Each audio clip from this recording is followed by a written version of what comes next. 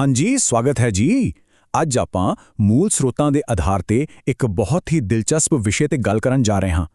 ਜ਼ਰਾ ਸੋਚੋ, ਕੈਲੰਡਰ ਦੀ ਸਿਰਫ ਇੱਕ ਖਾਸ ਤਾਰੀਖ 13 ਮਈ ਇਹ ਸਿੱਖ ਇਤਿਹਾਸ ਦੇ ਪੂਰੇ ਵਿਕਾਸ ਨੂੰ ਸਮਝਣ ਲਈ ਬਿਲਕੁਲ ਇੱਕ ਸ਼ੀਸ਼ੇ ਵਾਂਗ ਕੰਮ ਕਰਦੀ ਹੈ।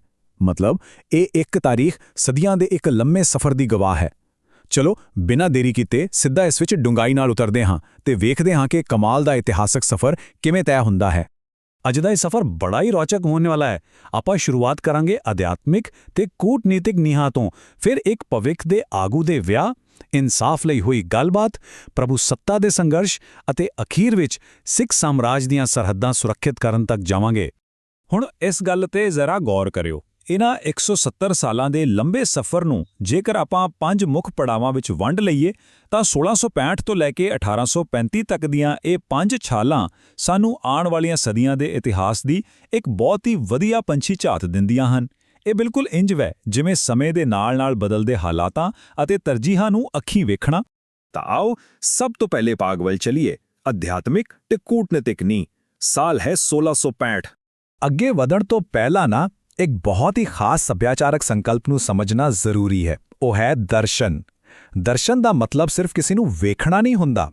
ਅਸਲ ਵਿੱਚ ਇਸ ਦਾ ਅਰਥ ਇੱਕ ਪਵਿੱਤਰ ਦੀਦਾਰ, ਜਿਸ ਵਿੱਚ ਬਹੁਤ ਡੂੰਗੀ ਸ਼ਰਧਾ ਤੇ ਅਧਿਆਤਮਿਕ ਜੁੜਾਓ ਹੁੰਦਾ ਹੈ। ਇਸ ਸ਼ਬਦ ਨੂੰ ਦਿਮਾਗ ਵਿੱਚ ਰੱਖਣਾ, ਕਿਉਂਕਿ ਆਪਣੀ ਅਗਲੀ ਇਤਿਹਾਸਿਕ ਘਟਨਾ ਦੀ ਪੂਰੀ ਨੀਂਹ ਇਸੇ ਤੇ ਟਿਕੀ ਹੋਈ ਹੈ। ਗੱਲ ਹੈ 13 ਮਈ 1665 ਦੀ। 9ਵੇਂ ਪਾਤਸ਼ਾਹ ਸਾਹਿਬ ਸ੍ਰੀ ਗੁਰੂ ਤੇਗ ਬਹਾਦਰ ਜੀ ਬਿਲਾਸਪੁਰ ਪਹੁੰਚਦੇ ਹਨ। ਸਰੋਤ ਦੱਸਦੇ ਹਨ ਕਿ ਇਹ ਫੇਰੀ ਰਾਣੀ ਚੰਪਾ ਦੇਵੀ ਦੀ ਖਾਸ ਬੇਨਤੀ ਤੇ ਹੋਈ ਸੀ, ਜੋ ਗੁਰੂ ਸਾਹਿਬ ਦੇ ਦਰਸ਼ਨ ਕਰਨਾ ਚਾਹੁੰਦੇ ਸਨ। ਉੱਥੇ ਗੁਰੂ ਸਾਹਿਬ ਨੇ ਬਿਲਾਸਪੁਰ ਦੇ ਰਾਜਾ ਦੀ ਅੰਤਿਮ ਅਰਦਾਸ ਵਿੱਚ ਵੀ ਸ਼ਿਰਕਤ ਕੀਤੀ। ਸੋ ਵੇਖਣ ਵਾਲੀ ਗੱਲ ਇਹ ਹੈ ਕਿ ਇੱਥੇ ਅਧਿਆਤਮਿਕ ਅਗਵਾਈ ਅਤੇ ਕੂਟਨੀਤੀ ਦੋਵੇਂ ਚੀਜ਼ਾਂ ਬੜੀ ਸ਼ਾਂਤੀ ਤੇ ਸਤਿਕਾਰ ਨਾਲ ਇੱਕੋ ਸਮੇਂ ਚੱਲ ਰਹੀਆਂ ਹਨ। ਹੁਣ ਵਧਦੇ ਹਾਂ ਦੂਜੇ ਭਾਗ ਵੱਲ, ਭਵਿੱਖ ਦੇ ਆਗੂ ਦਾ ਵਿਆਹ, ਸਾਲ 1673। ਇੱਥੋਂ ਆਪਾਂ ਸਿੱਧਾ 8 ਸਾਲ ਅੱਗੇ ਯਾਨੀ 1673 ਵਿੱਚ ਆਉਂਦੇ ਹਾਂ। 13 ਮਈ 1673 ਨੂੰ ਬਾਲ ਗੋਬਿੰਦ ਰਾਏ ਜੀ ਦਾ ਵਿਆਹ ਜੀਤਾ ਜੀ, ਜਿਨ੍ਹਾਂ ਨੂੰ ਆਪਾਂ ਮਾਤਾ ਜੀਤ ਕੌਰ ਜੀ ਵਜੋਂ ਵੀ ਜਾਣਦੇ ਹਾਂ, ਉਹਨਾਂ ਨਾਲ ਹੋਇਆ। ਹੁਣ ਇਹ ਘਟਨਾ ਇੰਨੀ ਅਹਿਮ ਕਿਉਂ ਹੈ? ਕਿਉਂਕਿ ਬਾਲ ਗੋਬਿੰਦ ਰਾਏ ਜੀ ਹੀ ਬਾਅਦ ਵਿੱਚ 10ਵੇਂ ਗੁਰੂ ਸ਼੍ਰੀ ਗੁਰੂ ਗੋਬਿੰਦ ਸਿੰਘ ਜੀ ਬਣੇ। ਇਹ ਵਿਆਹ ਸਿਰਫ ਇੱਕ ਰਸਮ ਨਹੀਂ ਸੀ, ਸਗੋਂ ਇੰਜ ਕਹਿ ਲਓ ਕਿ ਸਿੱਖ ਇਤਿਹਾਸ ਦੇ ਇੱਕ ਨਵੇਂ ਯੁੱਗ ਦੀ ਸ਼ੁਰੂਆਤ ਸੀ। ਇਹੀ ਉਹ ਆਗੂ ਸਨ ਜਿਨ੍ਹਾਂ ਨੇ ਆਉਣ ਵਾਲੇ ਸਮੇਂ ਦੀ ਪੂਰੀ ਤਸਵੀਰ ਬਦਲ ਕੇ ਰੱਖ ਦੇਣੀ ਸੀ। ਭਾਗ ਤੀਜਾ, ਗੱਲਬਾਤ ਅਤੇ ਇਨਸਾਫ। ਆਪਾਂ ਪਹੁੰਚ ਗਏ ਹਾਂ ਸਾਲ 708 ਵਿੱਚ। ਸਮਾਂ ਬੀਤਿਆ ਤੇ ਹਾਲਾਤ ਵੀ ਬਦਲ ਗਏ। 13 ਮਈ 1708 ਦੇ ਦਿਨ ਸਾਹਿਬ ਸ੍ਰੀ ਗੁਰੂ ਗੋਬਿੰਦ ਸਿੰਘ ਜੀ ਦੱਖਣ ਵੱਲ ਸਫ਼ਰ ਕਰ ਰਹੇ ਸਨ। ਇਤਿਹਾਸਿਕ ਸਰੋਤਾਂ ਮੁਤਾਬਕ ਇਸ ਦਿਨ ਗੁਰੂ ਸਾਹਿਬ ਅਤੇ ਮੁਗਲ ਬਾਦਸ਼ਾਹ ਬਹਾਦਰ ਸ਼ਾਹ ਮੱਧ ਪ੍ਰਦੇਸ਼ ਦੇ ਬੁਰਹਾਨਪੁਰ ਵਿੱਚ ਇਕੱਠੇ ਪਹੁੰਚੇ ਸਨ। ਹੁਣ ਸੋਚੋ, ਦੋ ਬਿਲਕੁਲ ਵੱਖੋ-ਵੱਖਰੀਆਂ ਤਾਕਤਾਂ ਦੇ ਮੁਖੀਆਂ ਦਾ ਇਸ ਤਰ੍ਹਾਂ ਇਕੱਠੇ ਸਫ਼ਰ ਕਰਨਾ ਆਪਣੇ ਆਪ ਵਿੱਚ ਹੀ ਇੱਕ ਕਮਾਲ ਦੀ ਇਤਿਹਾਸਿਕ ਘਟਨਾ ਹੈ। ਤਾਂ ਫਿਰ ਇਸ ਸਫ਼ਰ ਦਾ ਅਸਲ ਮਕਸਦ ਕੀ ਸੀ? ਅਸਲ ਵਿੱਚ ਇਹ ਉਹ ਦੌਰ ਸੀ ਜਦੋਂ ਗੁਰੂ ਸਾਹਿਬ ਬਾਦਸ਼ਾਹ ਨਾਲ ਸਿੱਧੀ ਗੱਲਬਾਤ ਕਰਨ ਦੀ ਕੋਸ਼ਿਸ਼ ਕਰ ਰਹੇ ਸਨ। ਮੁੱਖ ਮੁੱਦਾ ਸੀ ਸਥਾਨਕ ਮੁਗਲ ਗਵਰਨਰਾਂ ਵੱਲੋਂ ਕੀਤੀਆਂ ਜਾ ਰਹੀਆਂ ਬੇਇਨਸਾਫੀਆਂ ਦਾ ਕੋਈ ਪੱਕਾ ਹੱਲ ਕੱਢਣਾ। ਮਤਲਬ ਪੂਰਾ ਜ਼ੋਰ ਕੂਟਨੀਤਿਕ ਗੱਲਬਾਤ ਅਤੇ ਇਨਸਾਫ ਦੀ ਮੰਗ ਉੱਤੇ ਸੀ। ਇੱਥੇ ਕੋਈ ਤਲਵਾਰ ਨਹੀਂ ਉੱਠੀ, ਸਗੋਂ ਮਸਲਿਆਂ ਨੂੰ ਰਾਜਨੀਤਿਕ ਪੱਧਰ ਤੇ ਸੁਲਝਾਉਣ ਦਾ ਯਤਨ ਹੋ ਰਿਹਾ ਸੀ। ਪਰ ਆਓ ਵੇਖੀਏ ਕਿ ਅੱਗੇ ਕੀ ਹੁੰਦਾ ਹੈ। ਜ਼ਰਾ ਇਨ੍ਹਾਂ ਦੋਹਾਂ ਗੱਲਾਂ ਨੂੰ ਨਾਲ-ਨਾਲ ਰੱਖ ਕੇ ਵੇਖਿਓ। ਇੱਕ ਪਾਸੇ 1708 ਵਿੱਚ ਬੁਰਹਾਨਪੁਰ ਵਿਖੇ ਕੂਟਨੀਤੀ ਨਾਲ ਮਸਲੇ ਹੱਲ ਕਰਨ ਦੀਆਂ ਕੋਸ਼ਿਸ਼ਾਂ ਹੋ ਰਹੀਆਂ ਨੇ, ਤੇ ਦੂਜੇ ਪਾਸੇ ਸਿਰਫ 2 ਸਾਲ ਬਾਅਦ 1710 ਵਿੱਚ ਚੱਪੜਚਿੜੀ ਦੇ ਮੈਦਾਨ ਵਿੱਚ ਇੱਕ ਭਿਆਨਕ ਜੰਗ ਛਿੜ ਜਾਂਦੀ ਹੈ। ਵਾਕਈ ਜਦੋਂ ਗੱਲਬਾਤ ਨਾਕਾਮ ਹੋ ਜਾਂਦੀ ਹੈ ਤਾਂ ਇਤਿਹਾਸ ਕਿੰਨੀ ਤੇਜ਼ੀ ਨਾਲ ਕਰਵਟ ਬਦਲਦਾ ਹੈ।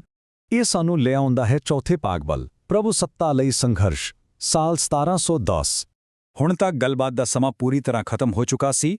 13 ਮਈ 1710 ਨੂੰ ਬਾਬਾ ਬੰਦਾ ਸਿੰਘ ਬਹਾਦਰ ਦੀ ਅਗਵਾਈ ਹੇਠ ਖਾਲਸਾ ਫੌਜ ਛੱਪੜਚਿੜੀ ਦੇ ਮੈਦਾਨ ਵਿੱਚ ਮੁਗਲਾਂ ਖਿਲਾਫ ਲਗਾਤਾਰ ਡਟ ਕੇ ਲੜ ਰਹੀ ਸੀ। ਸਰੋਤ ਦੱਸਦੇ ਹਨ ਕਿ ਇਹ ਜੰਗ ਬਹੁਤ ਹੀ ਭਿਆਨਕ ਸੀ। ਅਸਲ ਵਿੱਚ ਇਹ ਕੋਈ ਆਮ ਲੜਾਈ ਨਹੀਂ ਸੀ, ਬਲਕਿ ਆਪਣੇ ਹੱਕਾਂ ਤੇ ਆਪਣੀ ਸੁਤੰਤਰ ਹੋਂਦ ਨੂੰ ਕਾਇਮ ਕਰਨ ਦਾ ਇੱਕ ਬਿਲਕੁਲ ਫੈਸਲਾਕੁਨ ਮੋੜ ਸੀ। ਇਸੇ ਫੌਜੀ ਮੁਹਿੰਮ ਦੌਰਾਨ ਖਾਲਸਾ ਫੌਜਾਂ ਨੇ ਸਰਹਿੰਦ ਉੱਤੇ ਇੱਕ ਸਫਲ ਹਮਲਾ ਕੀਤਾ ਅਤੇ ਸ਼ਹਿਰ ਨੂੰ ਤਬਾਹ ਕਰ ਦਿੱਤਾ। ਹੁਣ ਇਹ ਸਮਝਣਾ ਬਹੁਤ ਜ਼ਰੂਰੀ ਹੈ ਕਿ ਸਰਹਿੰਦ ਸਿਰਫ ਇੱਕ ਸ਼ਹਿਰ ਦਾ ਨਾਮ ਨਹੀਂ ਸੀ, ਇਸ ਨਾਲ ਇੱਕ ਬਹੁਤ ਭਾਰੀ ਇਤਿਹਾਸਿਕ ਵਜ਼ਨ ਜੁੜਿਆ ਹੋਇਆ ਸੀ। ਦਰਅਸਲ ਇਹ ਉਹੀ ਥਾਂ ਸੀ ਜਿੱਥੇ ਸ੍ਰੀ ਗੁਰੂ ਗੋਬਿੰਦ ਸਿੰਘ ਜੀ ਦੇ ਛੋਟੇ ਸਾਹਿਬਜ਼ਾਦੇ ਨੂੰ ਸ਼ਹੀਦ ਕੀਤਾ ਗਿਆ ਸੀ।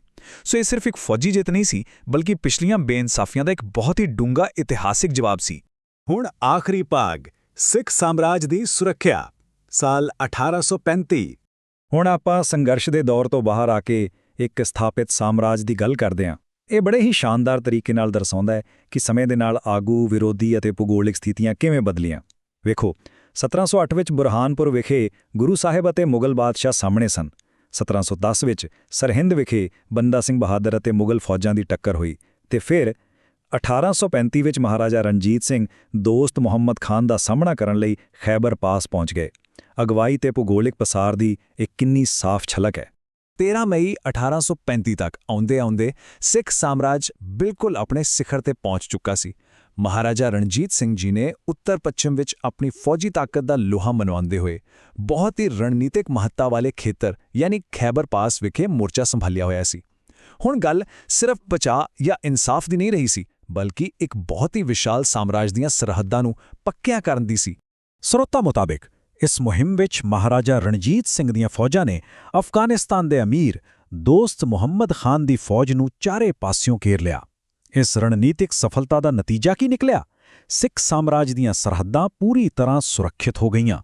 ਬਿਲਕੁਲ ਇੱਥੇ ਆ ਕੇ ਆਪਣਾ ਉਹ ਇਤਿਹਾਸਿਕ ਚੱਕਰ ਪੂਰਾ ਹੋ ਜਾਂਦਾ ਹੈ ਜੋ ਬੇਇਨਸਾਫੀ ਖਿਲਾਫ ਨਿਆਂ ਮੰਗਣ ਤੋਂ ਸ਼ੁਰੂ ਹੋਇਆ ਸੀ ਤੇ ਇੱਕ ਵਿਸ਼ਾਲ ਸੁਰੱਖਿਅਤ ਰਾਜ ਦੀ ਸਥਾਪਨਾ ਤੱਕ ਜਾ ਪਹੁੰਚਿਆ। ਤਾਂ ਅਖੀਰ ਵਿੱਚ ਇੱਕ ਬਹੁਤ ਹੀ ਡੂੰਘਾ ਸਵਾਲ ਦਿਮਾਗ ਵਿੱਚ ਆਉਂਦਾ ਹੈ, ਕਿਵੇਂ ਕੈਲੰਡਰ ਦੀ ਸਿਰਫ ਇੱਕ ਤਾਰੀਖ 13 ਮਈ ਸ਼ਾਂਤਮਈ ਅਧਿਆਤਮਿਕ ਸ਼ੁਰੂਆਤ ਤੋਂ ਲੈ ਕੇ ਇੱਕ ਵਿਸ਼ਾਲ ਸਾਮਰਾਜ ਦੇ ਸਿਖਰ ਤੱਕ ਦੇ ਪੂਰੇ ਸਫ਼ਰ ਦਾ ਨਕਸ਼ਾ ਉਲੀਕਣ ਵਿੱਚ ਕਾਮਯਾਬ ਹੋ ਜਾਂਦੀ ਹੈ। ਇਤਿਹਾਸ ਦੇ ਅਜਿਹੇ ਇਤਫਾਕ ਸੱਚੀ ਸੋਚਣ ਲਈ ਮਜਬੂਰ ਕਰ ਦਿੰਦੇ ਨੇ ਕਿ ਸਮਾਂ ਕਿਵੇਂ ਵੱਖ-ਵੱਖ ਘਟਨਾਵਾਂ ਨੂੰ ਇੱਕੋ ਧਾਗੇ ਵਿੱਚ ਪਰੋ ਦਿੰਦਾ ਹੈ। ਖੈਰ, ਇਤਿਹਾਸ ਨੂੰ ਇਸ ਨਜ਼ਰੀਏ ਤੋਂ ਵੇਖਣਾ ਵਾਕਈ ਬਹੁਤ ਕੁਝ ਸਿਖਾਉਂਦਾ ਹੈ।